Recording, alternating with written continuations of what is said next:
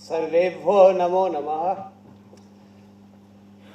नंदामि यत् अत्र मिलित्वा वयमेतस्मिन् विषये चर्चां करिष्यामः। Let me begin by thanking the foundation and Dr. Anirban Ganguly and Amit Malivya in particular for having invited me to speak at this National Writers' Meet on a subject that's close to everyone's heart. The brief that's been given to me is to speak for about 45 minutes, and then I'll be happy to answer whatever questions you may have, provided I know the answers. And I'll be happy to listen to your comments because the objective is not so much a question and answer session, but an interactive session. The Modi government. This is a government that was elected in May 2014. Where was this government elected? This government was elected in Delhi. It's an union government. The reason I'm flagging this point is because we have a constitution. Under the constitution, there are two other organs of state as well. There is parliament and there is the judiciary. Under the constitution, there is a 7th schedule which sets out very clearly what areas are under the purview of the union government, what areas are on the concurrent list, and what areas are the purview of state governments. It is important to remember this obvious point, which people often tend to forget. Because having propounded the proposition that the Prime Minister is a dictator, they tend to assume that he actually is a dictator and therefore can ignore the other organs of democracy and the Constitution. So quite often there is a criticism that why isn't this particular piece of legislation being changed overnight? Why isn't that particular piece of legislation being changed overnight? As everyone present here knows, changing legislation is a time-consuming process. Particularly in a situation where Parliament does everything else except its core business, which is one of legislation. So you cannot expect changes in legislation overnight. You cannot expect the judiciary to be ignored. You cannot expect democracy to be ignored.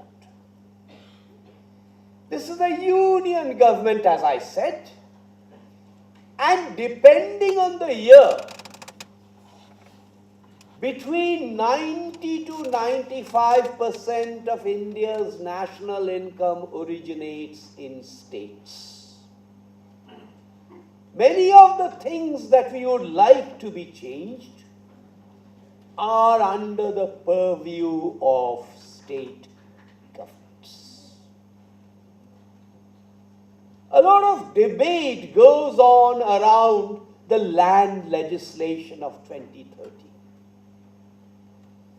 I'm constantly surprised when I ask people in the 7th schedule, where is land? And people tend to say it's on the concurrent list. Land is not on the concurrent list. Land is squarely on the state list.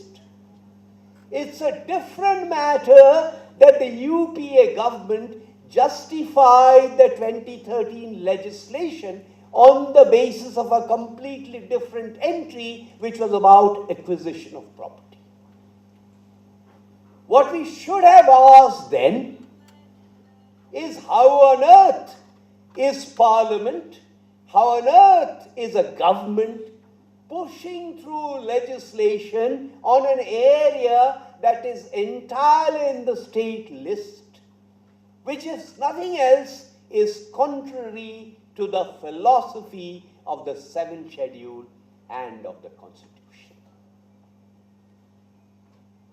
To the best of my knowledge, this government never said, the Prime Minister never said, we will accomplish everything that we want to accomplish in 2 years. We will accomplish everything that we want to accomplish in 100 days. These are suggestions that are imposed by others.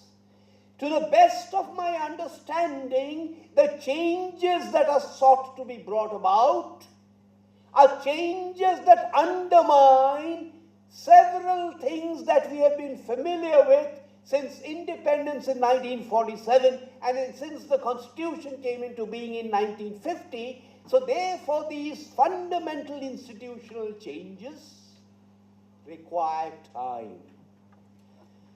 They are not even a 5-year agenda. They are a 10-year agenda and even more than that. So the time frame is a long time frame. Government. Why do we elect a government? We elect a government because we expect that government to deliver public goods and services. That's the reason people throughout the world elect governments. Governments are there to deliver public goods and services. But there are 2 points you must remember in this connection. The first point is, India's per capita income today is $1,600 US. The richest country in the world has a per capita income that is around $75,000 US. So to visit North America or to visit Western Europe and to expect that the delivery of public goods and services in India will be the same as the delivery of public goods and services in North America or Western Europe today is a completely unrealistic assumption.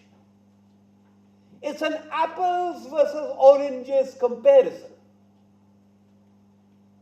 So the first point to note is a government will always have limited fiscal resources.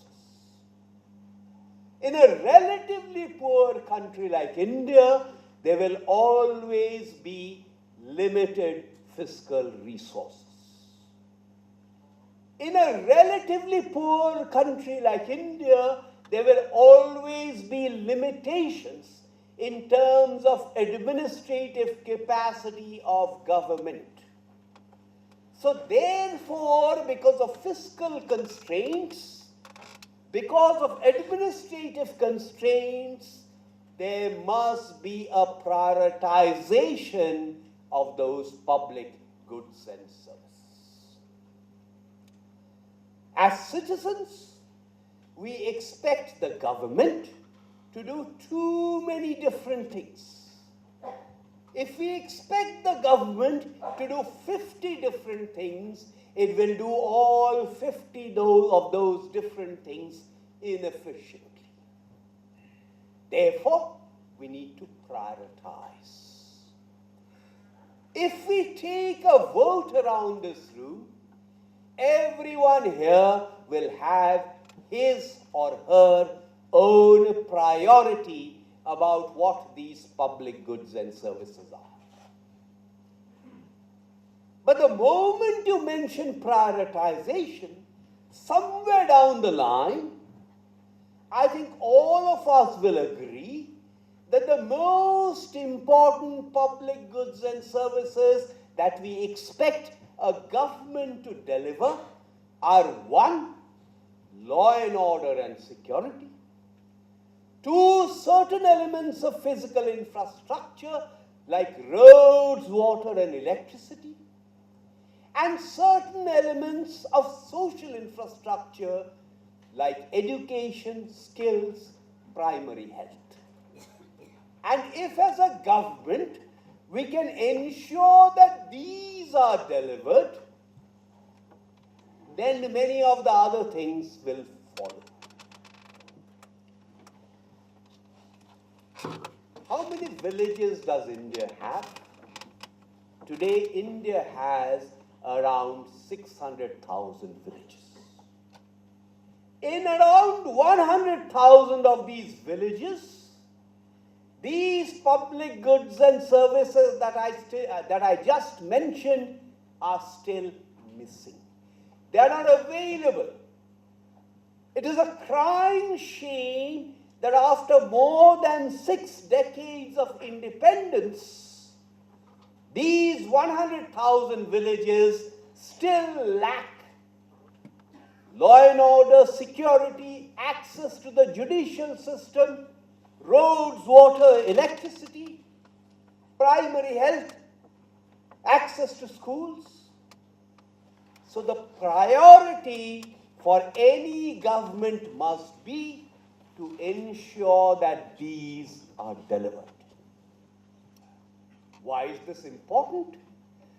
This is important because, in my view, no able-bodied person in the working age groups is ever voluntarily poor.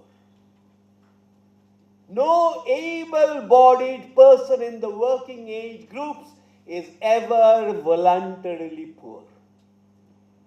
If a person is poor, if a person is unable to improve his or her life, that is because that individual or that household lacks access to these public goods and services that I just mentioned. So the true definition of inclusion, the true definition of Sabka Saath, Sabka Vikas is that the government must ensure that these public goods and services are delivered. This is the message of empowerment as opposed to the message of entitlement. If we can ensure that these public goods and services are delivered, then people do not need doles. No one willingly wants doles. I mentioned these public goods and services. Who delivers these public goods and services?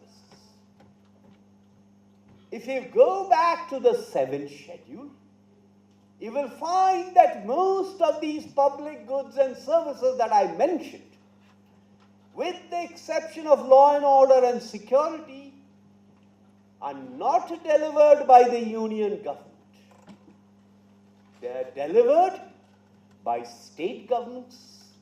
They are delivered by local bodies. The urban local bodies, the municipalities, and the panchayats. There is any amount of research which shows that India, in terms of governance, is excessively centralized. It was centralized under the British.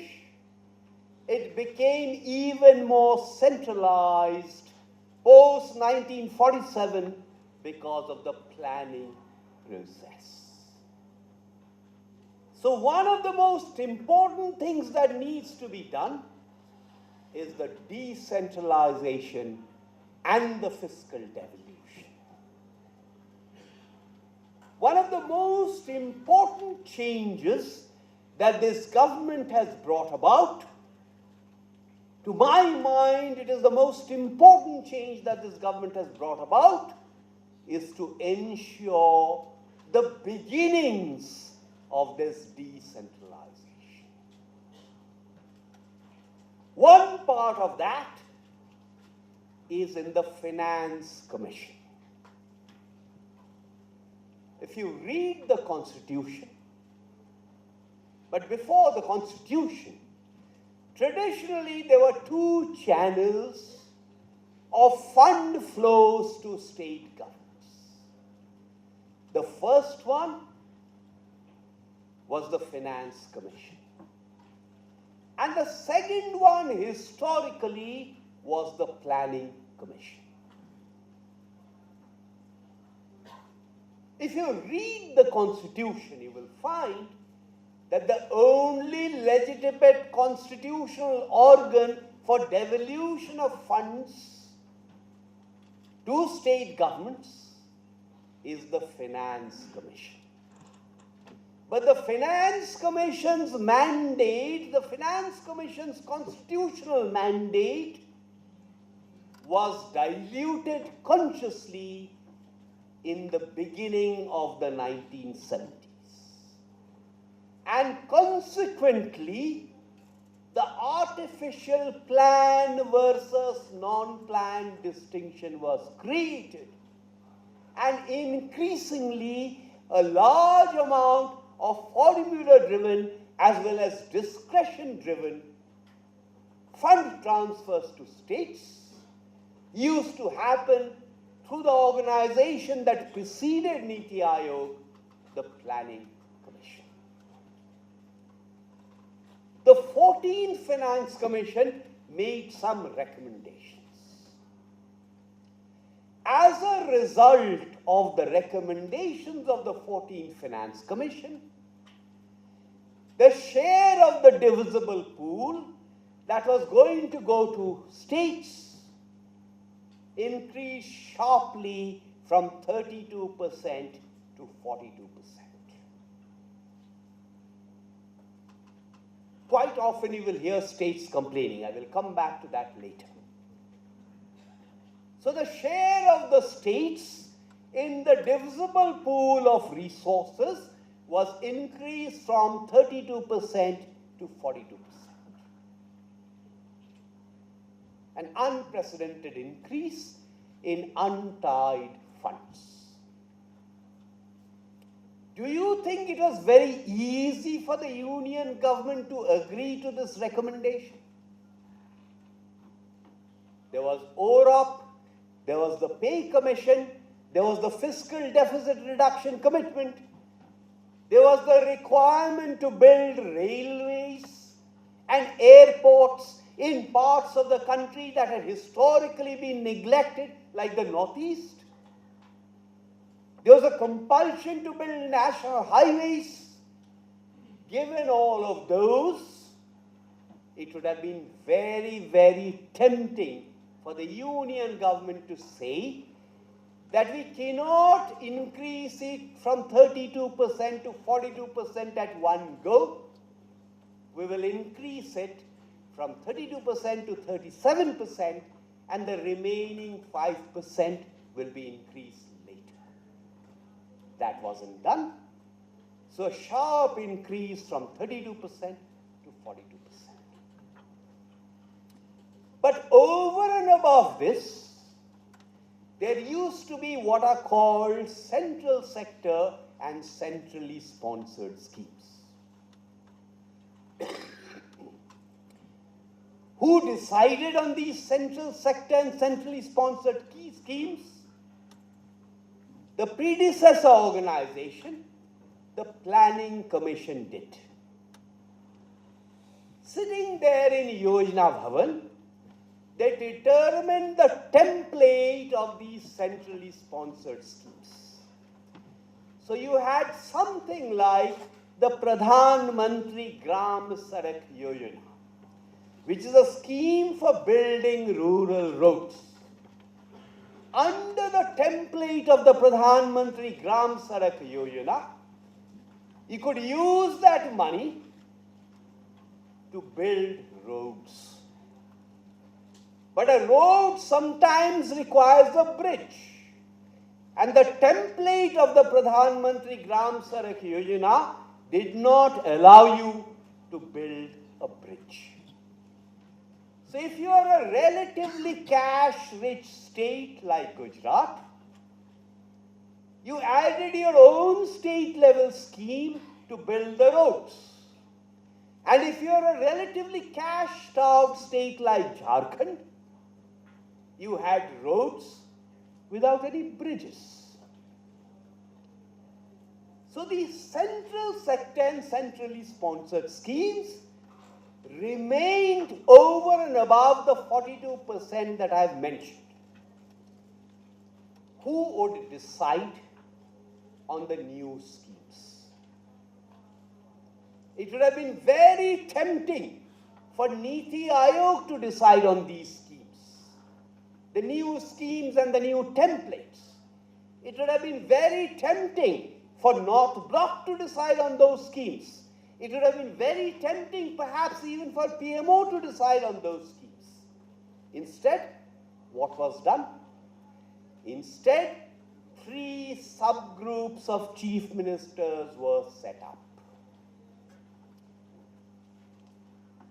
One of these subgroups was headed by the Chief Minister of Madhya Pradesh.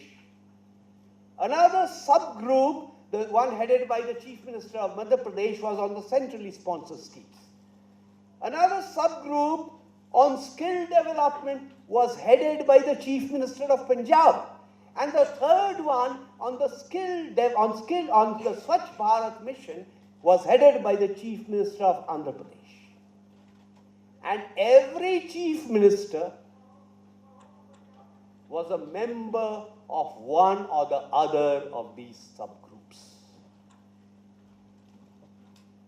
It is a different matter that a Chief Minister who has not attended governing council meetings shoots her mouth off and said it was an arbitrary decision on the part of the Prime Minister to set up these subgroups. The fact of the matter is, the setting up of these subgroups was determined at a governing council that all the chief ministers attended, except that she did not attend it. So obviously she does not know that the entire assembly of chief ministers decided on these subgroups. These subgroups submitted their reports in October 2015. As a result of these subgroup recommendations, which were submitted in October 2015, there is no discretion anymore. There is no discretion on the 14 Finance Commission recommendations. There is no discretion on the centrally sponsored schemes. The October 2015 reports of these 3 subgroups are up there on our website in public domain.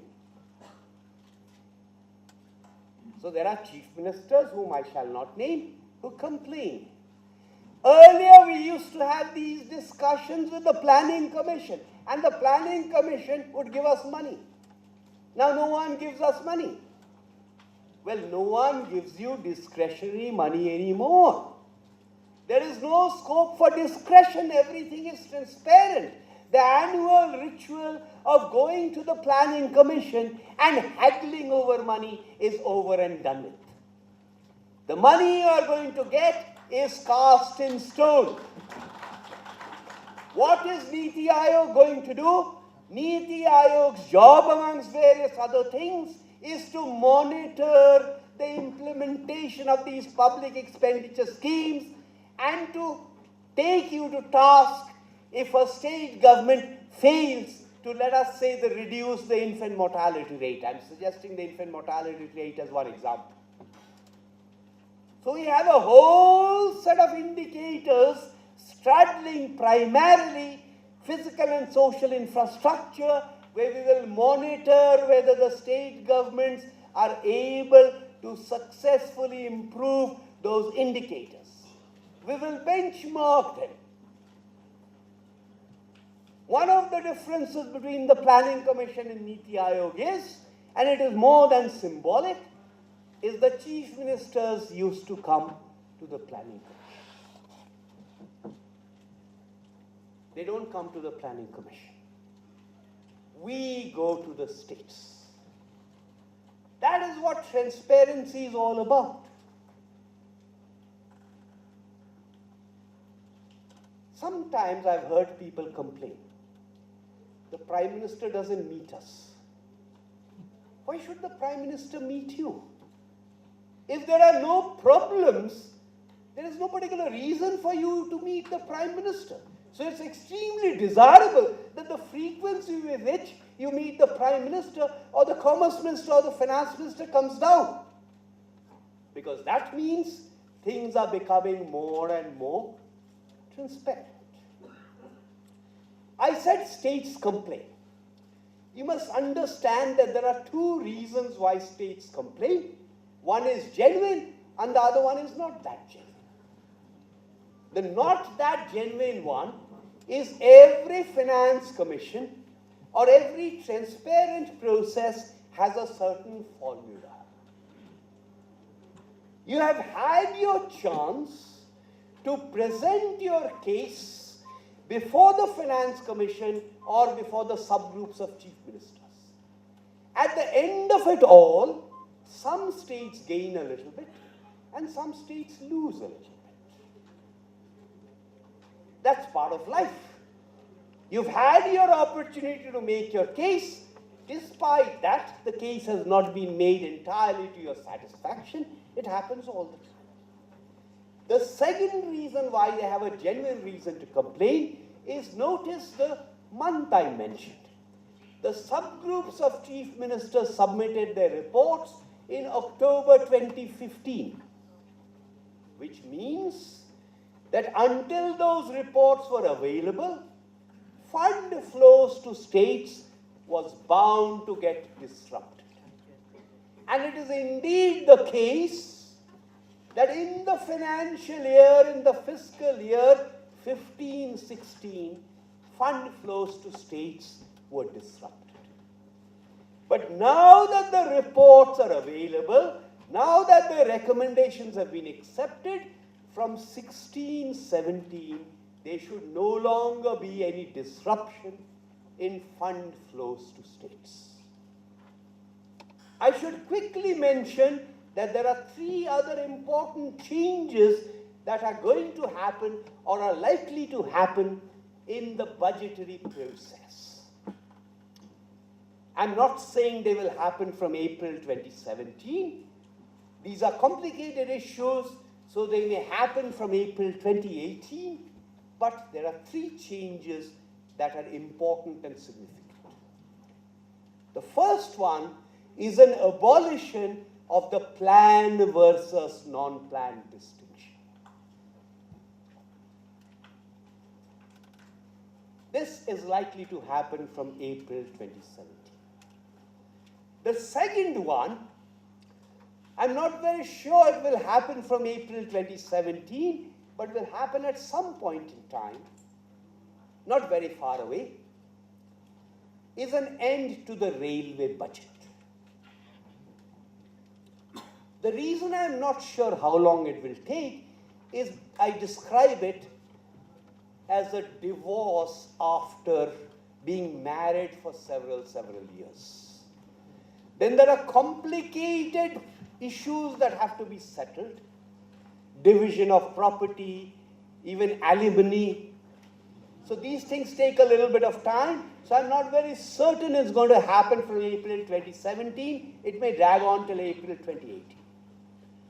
The third major change that is going to happen, or may happen, I'm underlining the use of the word may, is a change in the fiscal year. There have been arguments since actually 1867 that this fiscal year is not the right fiscal year to use.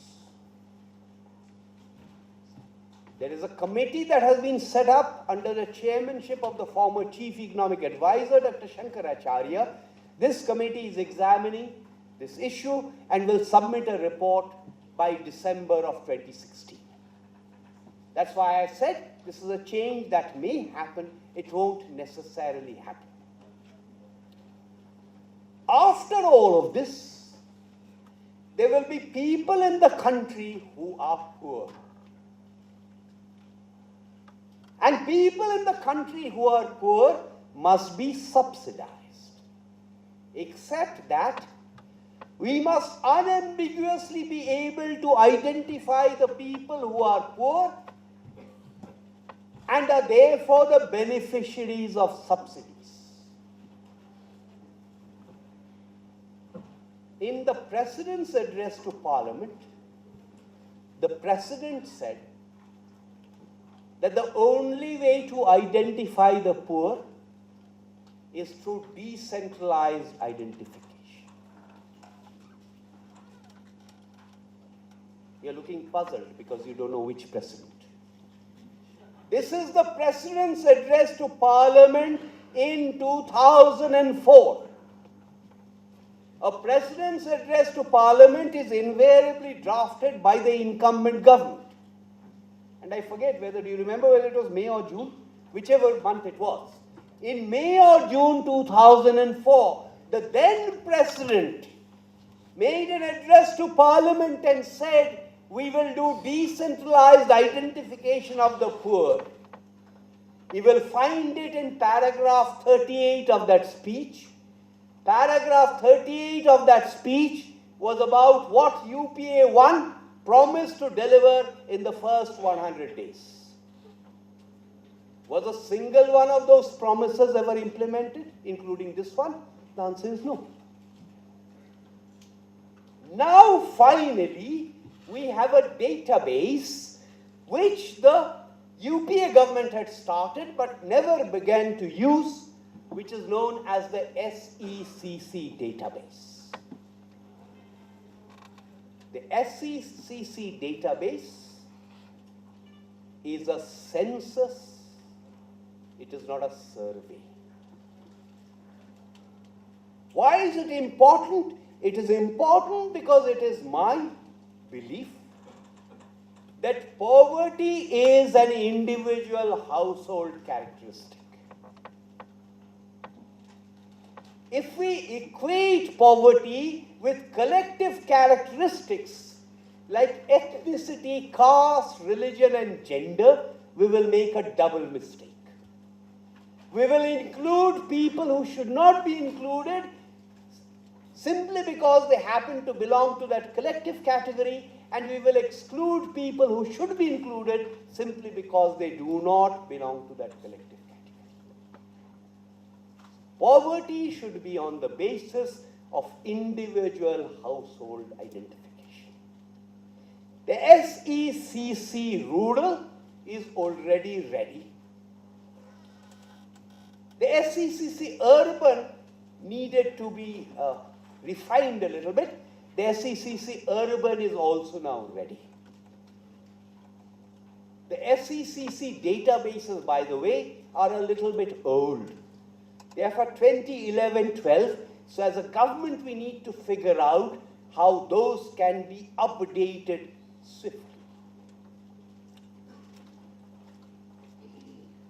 The SECC databases are increasingly going to be identified. They've already begun to be identified for several government programs that involve subsidies. Be they at the union government level, be they at the state government level. You will also have read about the Pradhan Mantri Jan Dhan Yojana accounts. It is true that no one is quite certain whether all the Jan Dhan accounts that have been created are truly new or not. Because they've been primarily created by the BCs working on behalf of the public sector banks. RBI and DEA are examining this and are trying to clean up those accounts to check whether they are really new accounts. That cleaning up process suggests that at least 50%, I did not say 50%, at least 50% of these accounts are clean or new accounts. So if this kind of number is correct, for a very, very long time in India, we debated the issue of financial inclusion. If this kind of number is correct, then the debate of financial inclusion interpreted as opening bank accounts for the unbanked population is now a historical debate. The debate really shifts to having financial products to persuade people to use those bank accounts. I'm not negating the importance of that debate, but that's where the debate shifts. So increasingly what is happening is, you have a SECC database, you have the Pradhan Mantri Jan Dhan Yojana database. Both of these are being seeded with Aadhaar cards, and there will be direct benefit transfers into these accounts. We have just seen the beginnings of this process. So whatever studies you see are sort of limited studies. You will find studies which say that in Chandigarh, instead of buying gas, when the equivalent amount was transferred into the accounts, poor people topped up their mobiles. I see nothing wrong with that. It is their money, let them decide what they should do. Because one of the important changes again with this government is the acknowledgement that as a government I do not know the answer to everything. Why should I know the answer to everything? People are not stupid. Provided I empower them, provided I have the regulation in place, let people have the right to choose. Which reminds me of something that I have not mentioned yet, so let me mention it quickly in passing. Something like health. There is constant criticism. The union government has slashed its expenditure on health. If you go by the 7th schedule again, with the exception of the medical council, health is not even on the concurrent list. It's completely on the state list. So if state governments have been given that 42%, what do you expect them to spend it on? You expect them to spend it on the social sectors and the physical infrastructure. On health, it is NITI Aayog's view, not a final view because we are still debating it. So I should say it's my personal view that in health also people should be given the choice. Kerala does one particular thing in health. Gujarat does a completely different thing in health. Tamil Nadu does a completely different thing in health.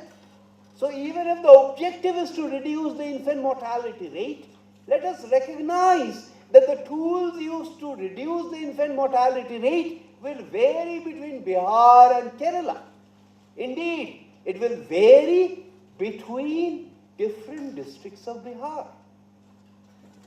So while it is important to provide insurance to people, and I have not had the time to mention this, but several of the government initiatives are designed to deliver a social security infrastructure for people. So once I have provided the insurance, why should I insist that that insurance will only be tenable at a government hospital? If the person so wishes, let him or her go to a list, go to anyone from a list of recognized and empaneled private doctors and hospitals. But I have digressed. Notice that word governance. What does the word governance mean? And how is it different from the word government? There must be a difference between the word government and the word governance. Otherwise, why have we coined a new expression called governance? Delivery of public goods and services is the role of governments. Union, state, local bodies. What is governance? There are several definitions of governance that float around. UN, OECD, World Bank. Across all of these definitions of governance, you will find a common theme. And that common theme is governance is about the decision-making process also. Governance is also about the participation of people. And let me mention the smart city mission now. I meet people and they say, what is NITI Aayog's idea about what a smart city should look like? And I say, why should NITI Aayog have any view about what a smart city should look like? There is a template, and under the template, it is up to the citizens, working with the municipal bodies, working with the state governments, to decide under that template what part of smartness they want to impart to their city. The two top cities in that initial list of 20 cities under the Smart Cities mission are Bhubaneswar and Pune. And if you look at the visions that Bhubaneswar and Pune have planned, they're completely different. Because the citizens of Bhubaneswar interpreted smartness in one way, and the citizens of Pune interpreted smartness in a completely different way. And that indeed is the way it should be. Because if this country is to change, and I believe this country is on the cusp of a change, if this country is going to change, that change cannot be done only by government. That change has to be brought about by citizens.